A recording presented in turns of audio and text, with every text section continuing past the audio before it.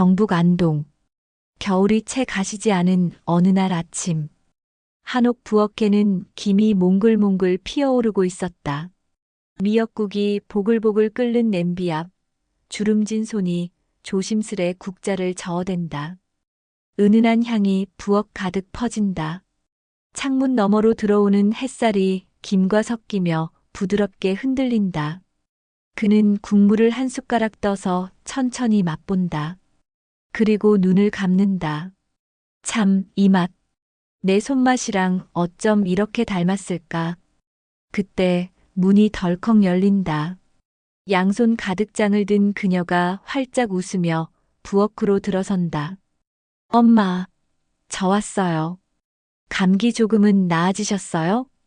양볼이 발갛게 상기돼 있다. 코트에 묻은 눈송이 몇 개가 천천히 녹아 떨어진다.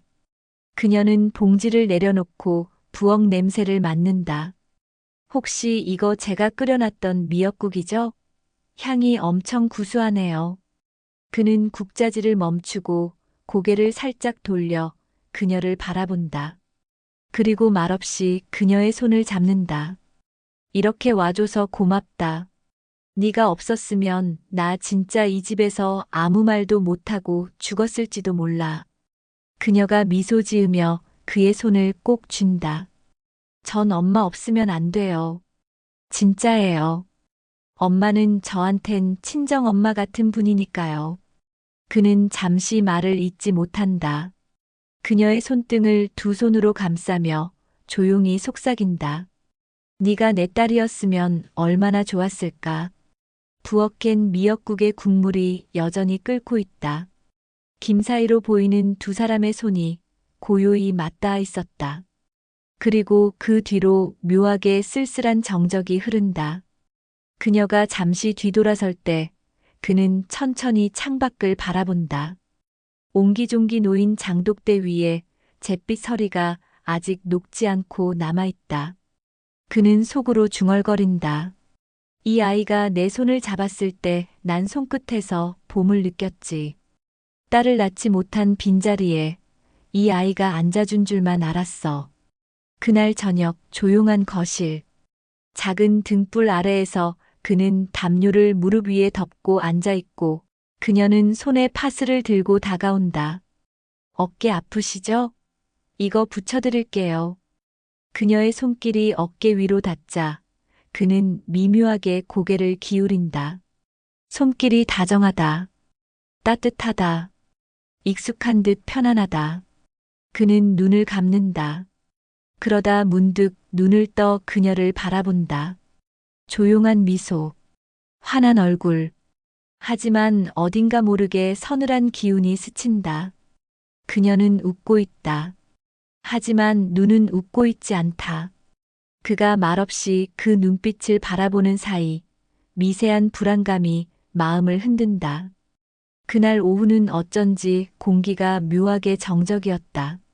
거실 창으로 햇살이 스르륵 흘러들어오고 따뜻한 유자차 향이 실내를 부드럽게 채우고 있었다. 고요했다. 너무 조용해서 찻잔을 내려놓는 소리조차 선명하게 울렸다. 탁! 작은 둥근 찻잔이 나무 테이블 위에 얌전히 놓인다. 그는 찻잔을 두 손으로 감싸며 그 따뜻함을 손끝으로 느꼈다. 엄마, 요즘 뉴스 보니까 유산 문제로 가족끼리 법정 싸움하는 경우 진짜 많더라고요. 그녀는 찻잔을 한 모금 마신 뒤 자연스럽게 말을 꺼냈다. 그냥 세상 돌아가는 얘기처럼 마치 별 생각 없이 툭 던진 말처럼. 하지만 그 순간 그는 찻잔을 든 손을 멈추었다. 그래. 그녀는 고개를 끄덕이며 고운 머리칼을 한쪽으로 넘긴다. 엄마도 혹시 그런 거 정리해 두셨어요? 이 집이랑 땅이랑 나중에 혹시 그이랑 저 사이에 문제 생기면 좀 곤란할 수 있잖아요. 그는 말없이 그녀를 바라보았다. 따뜻한 차향이 코끝을 간지럽히는 와중에도 몸 안 어딘가에서 서늘한 기운이 슬그머니 기어올랐다. 왜 그런 말을 하니? 아직 내가 살아있잖아. 작게 웃으며 그녀는 대답했다. 아유, 그런 뜻 아니죠. 그냥 미리미리 정리해두면 좋다는 거예요.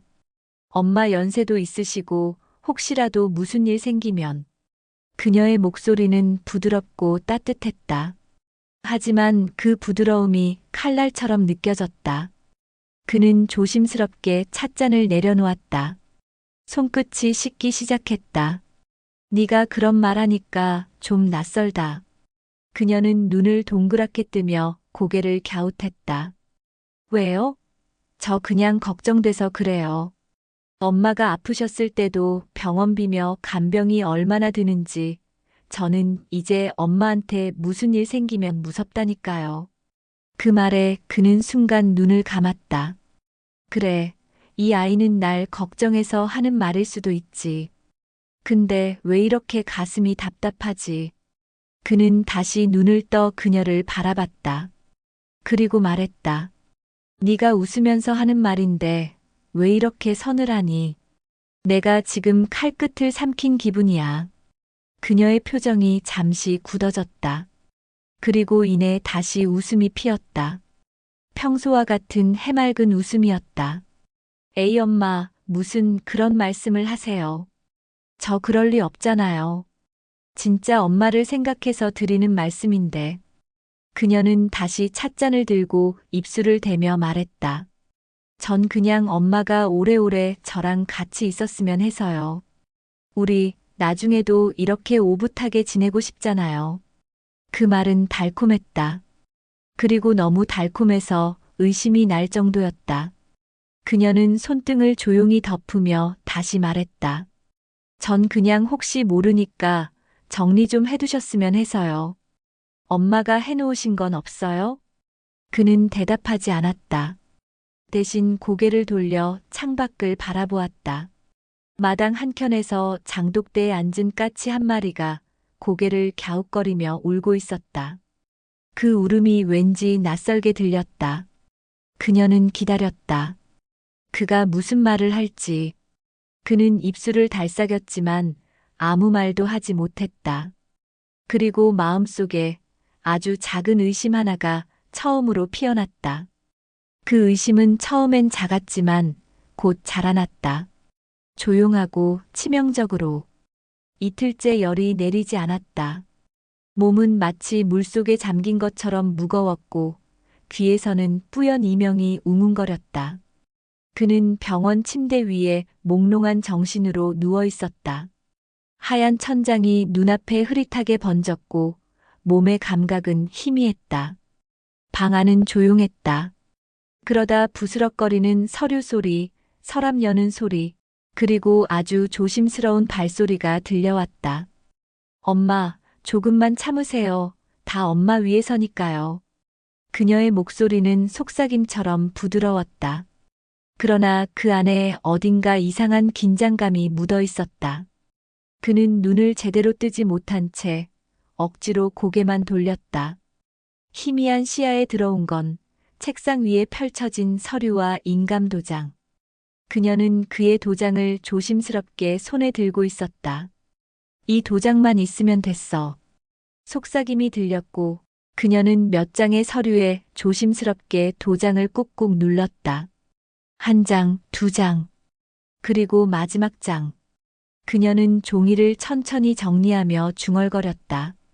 이제 우리 것이야. 엄마는 모르셔도 돼요. 전 엄마 지켜드릴 거니까. 그는 속으로 외치고 싶었다. 하지마, 그거 내가 원한 게 아니야. 하지만 입술은 떨어지지 않았다. 몸이 말을 듣지 않았다. 그는 멀어져가는 그녀의 뒷모습을 침대에 묶인 시선으로 바라볼 수밖에 없었다. 그녀는 가방 안에 도장을 넣고 문을 조심스럽게 닫고 나갔다. 문이 철컥 닫히는 소리. 그건 마치 그의 인생에서 무언가가 확실히 잘려나간 소리 같았다. 그날 나는 눈도 뜨지 못한 채 당했다. 도장을 지키지 못한 내가 바보였나 싶었지만 그보다도 더 아팠던 건 내가 그렇게 믿었던 아이가 내 이름을, 내 존재를 몰래 훔쳐갔다는 사실이었다. 그날 이후 그녀는 변하지 않았다. 언제나처럼 다정하게 간호했고 죽이라며 끓인 미음도 떠먹여 주었다. 손을 잡고 이마를 짚고 간병인의 미소로 말없이 정성을 보였다. 하지만 그는 깨닫기 시작했다. 그녀의 손길은 따뜻했지만 그 안엔 미안함도 죄의식도 없었다. 있었던 건 오직 익숙한 태도뿐이었다. 너무 익숙해서 진심처럼 보였던 가면. 가랑비가 부슬부슬 내리는 오후였다. 서울 외곽의 아파트 단지는 물기를 머금은 회색빛이었다.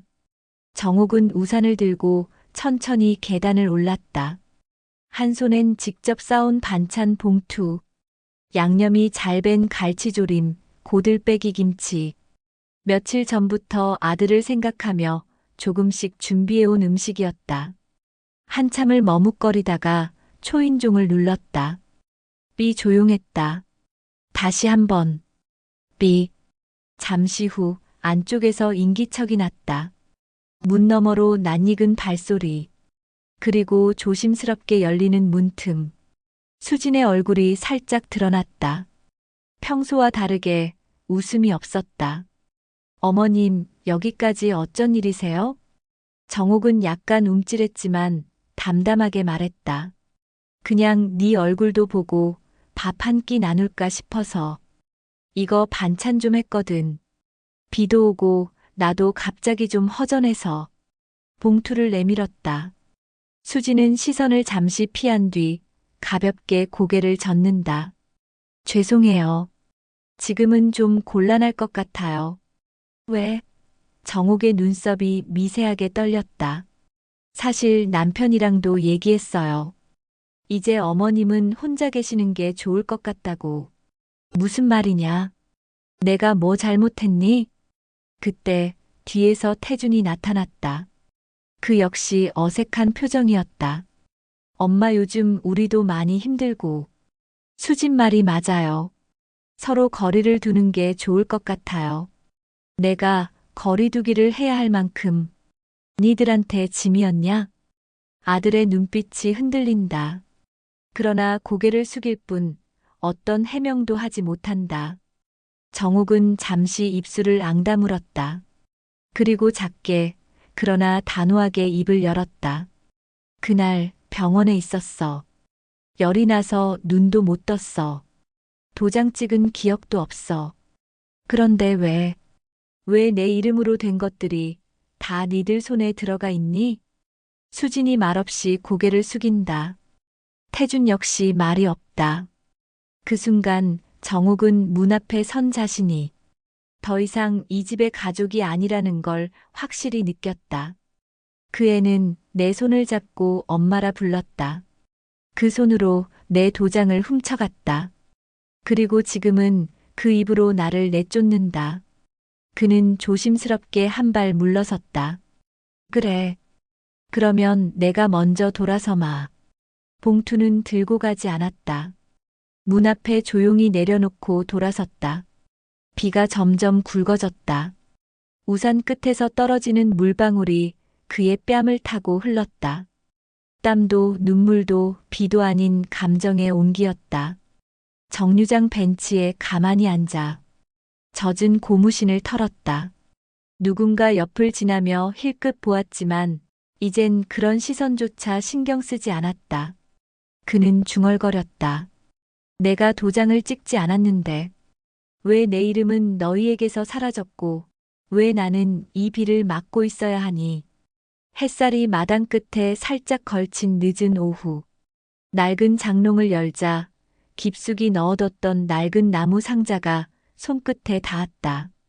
그가 오랫동안 손도 대지 않고 묻어두었던 그 누구에게도 보여준 적 없는 상자. 그 안에는 다리미로 곱게 눌러 접어둔 노란 종이 한 장, 오래된 인감도장, 그리고 흑백 사진 한 장이 담겨 있었다. 그는 조심스레 종이를 꺼내어 펼쳤다. 글씨는 잉크가 약간 바랬지만 한 획 한 획 눌러 쓴 자신의 필체가 선명했다. 내가 이걸 꺼내는 날이 올 줄은 몰랐지. 그 아이가 날 속일 줄은 더더욱 몰랐고. 유언장. 내 소유의 전 재산은 내 생의 마지막까지 나와 마음을 함께 해준 이에게 남긴다. 이 결정은 스스로의 판단에 따라 작성하며 추후 누군가가 이를 무시하고 강제하려 한다면 법적 효력을 요청한다. 그 문장을 읽는 손끝이 살짝 떨렸다. 그는 분명 기억하고 있었다. 그 어떤 누구도 그날의 도장을 자신이 찍으라고 한 적 없었다. 오히려 그날은 침대에 누워 숨만 헐떡였을 뿐이었다. 하지만 그녀는 그 상황을 이용해 그의 의사를 완전히 배제한 채 재산을 가로챘다. 다음 날 아침, 그는 봉투 하나를 들고 박후남 이장을 찾아갔다. 한마디 말 없이 봉투를 내밀었고 후남은 조심스럽게 그 안에 유언장을 꺼내 펼쳤다. 이게 뭔데 이렇게 숨겨뒀었노? 혹시라도 정말 혹시라도 그 애가 날 속일까봐 써뒀다. 근데 진짜 속일 줄은 몰랐지. 그의 말에 후남은 입을 꾹 다문다. 그날 도장 찍은 기억이 없다. 눈도 못 떴어. 손도 안 움직였어. 근데 내 이름이 들어간 서류가 그 아이 손에 들어가 있더라. 후남은 깊게 숨을 들이마셨다. 그럼 이건 이제 증거가 되는 거지. 법적으로도 너의 의사는 이쪽에 있다는 거 입증이 되겠네. 맞다. 그 애가 훔쳐낸 건 내 재산이 아니라 내 삶이야. 나는 내가 어떤 사람인지 증명하고 싶어. 더는 조용히 살지 않겠다. 참고 참다가 다 잃었다. 이제는 지켜야겠다. 내 이름도, 내 권리도, 그리고 내 마지막 봄도. 후남은 유언장을 단단히 접어 다시 봉투에 넣었다. 이건 내가 책임지고 보관할게. 정말로 마지막까지 지켜줄게. 정욱은 조용히 고개를 끄덕인다. 그의 두 눈은 흐리지 않았다. 그 눈 속엔 이제 스스로를 지키는 이의 단단한 빛이 담겨 있었다. 서울 마포의 한 작은 법률사무소. 구름 잔뜩 낀 오후 유리창에선 빗물이 조금씩 뚝뚝 떨어지고 있었다. 작은 회의실 안. 네모난 테이블 한가운데엔 인감 서류 복사본과 정식 감정 결과서가 놓여 있었다. 종이의 모서리는 가지런했고 글씨는 선명했다. 방 안의 공기는 무겁고 침묵은 길었다. 한쪽엔 정옥. 다소 마른 몸매, 차분히 묶은 흰머리. 그는 꼿꼿하게 앉아 있었다. 그리고 맞은편엔 수진. 고급 정장을 입고 있었지만 표정은 조금 굳어 있었다. 그 사이엔 아들. 고개를 반쯤 숙이고 아무 말도 하지 않았다. 정욱은 입을 열었다. 그 목소리는 조용했지만 단단하고 또렷했다. 그날 난 침대에 누워 있었지. 열이 펄펄 끓고 눈도 뜨지 못했어. 손가락 하나 까딱할 수 없는 상태였지. 아들이 고개를 들었다. 정욱은 서류 한 장을 내밀었다. 그런데 이게 뭐니? 정욱이 내민 건 법적 감정 결과서. 도장 인형의 위조 판정과 함께 그가 입원해 있던 병원의 기록까지 첨부된 공식 문서였다. 아들이 손을 떨며 문서를 받아 읽기 시작했다. 글자 하나하나가 칼처럼 박혔다. 그 서류니 부인이 내 인감을 내 허락도 없이 꺼내 찍은 거더라. 정옥의 음성은 담담했지만 그 안엔 깊은 분노와 슬픔이 섞여 있었다. 내 이름으로 내 허락도 없이 니들한테 집을, 땅을, 통장을 넘겼다. 수진의 얼굴이 굳었다. 입술을 달싹였지만 아무 말도 하지 못했다. 정욱은 그를 똑바로 바라보며 말했다. 난 그런 서류에 도장을 찍은 적이 없다. 그 아이가 날 속였고 너도 그걸 믿었다. 아들이 조용히 손을 내려놓았다. 문서 위에 손가락이 닿자마자 그는 눈을 질끈 감고 고개를 숙였다. 엄마, 이 사람이 진짜 그랬어요? 정욱은 그를 바라보며 고개를 끄덕였다. 이 유언장은 내가 직접 쓴 거다. 만약 내 뜻이 무시될까봐, 만약 나를 속일 사람이 나타날까봐 나는 오래전부터 준비해 두었다. 정옥이 꺼낸 봉투 속엔 자필 유언장 원본이 있었다. 확실한 필체, 인감도장, 날짜. 모든 법적 구색을 갖춘 그의 진짜 뜻이 담긴 문서였다. 수지는 자리에서 일어나려 했다. 그거야 뭐 엄마를 위해서 한 일이었어요. 엄마 혼자선 어려우실까봐. 정옥이 처음으로 언성을 높였다. 넌 날 위한 일이 아니었어. 날 속이고 내 도장을 훔쳐 쓰고 내 전부를 내 이름으로 바꿔놓았지. 그걸 사랑이라 말하지 마. 그건 강도야. 아들이 조용히 수진을 바라본다. 당신 정말 그랬어? 엄마가 그 도장을 찍은 게 아니라는 걸 알면서도 수지는 말이 없었다. 고개를 돌린 채 아무 말도 하지 못했다. 정옥은 천천히 자리에서 일어났다. 마지막으로 아들을 바라보며 말했다. 난 이제 네가 나를 어떻게 생각하든 상관없다. 그 아이가 나를 어떻게 속였든 난 내 이름을 지켰고 내 마지막은 내가 결정할 거다. 회의실 문이 열렸다. 정옥은 봉투 하나를 들고 조용히 나섰다. 그 뒷모습은 작지만 단단했다. 문이 닫히는 소리와 함께 수진의 어깨가 주저앉듯 가라앉았다. 안동 읍내에서 차로 15분 정도 떨어진 작은 시골 마을.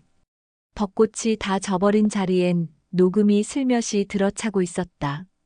하늘은 뿌연 미세먼지 없이 맑았고 살랑이는 바람에 마당의 고운 흙이 조금씩 일어났다.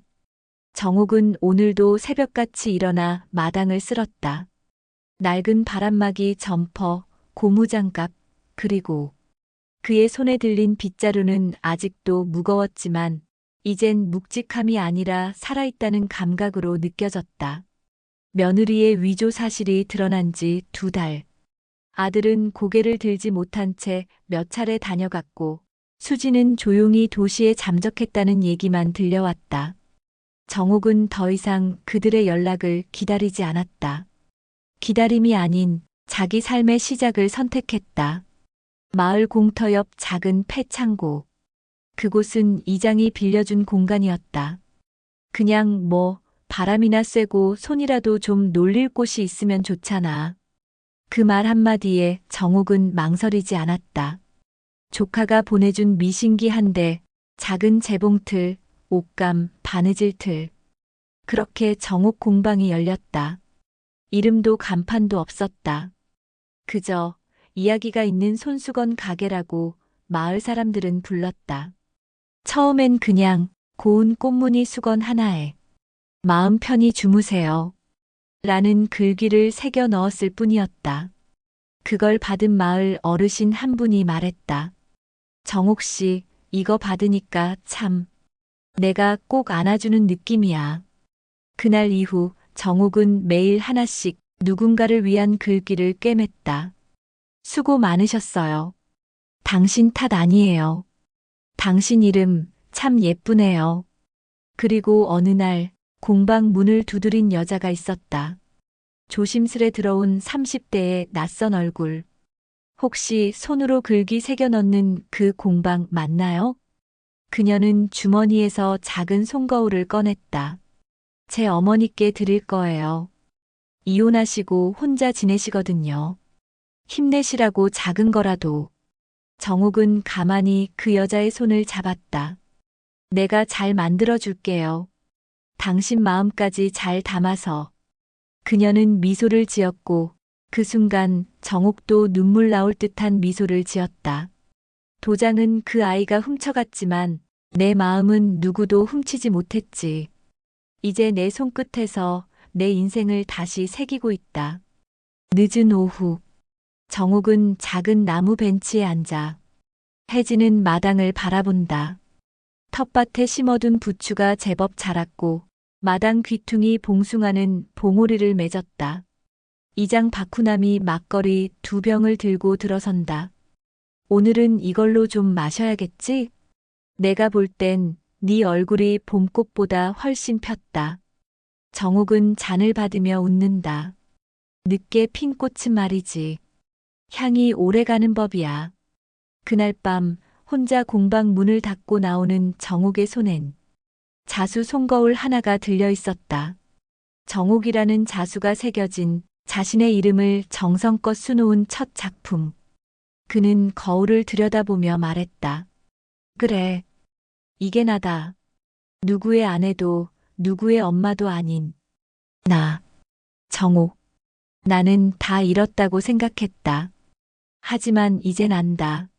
삶은 잃는 게 아니라 돌아오는 거라는 걸. 내가 내 이름을 부를 수 있을 때 진짜 살아있는 거란 걸. 혹시 지금 이 영상을 보고 있는 당신도 오랜 시간 잊고 있던 당신의 이름을 다시 불러줄 수 있기를 바랍니다. 그 이름이 당신을 지켜줄 테니까요.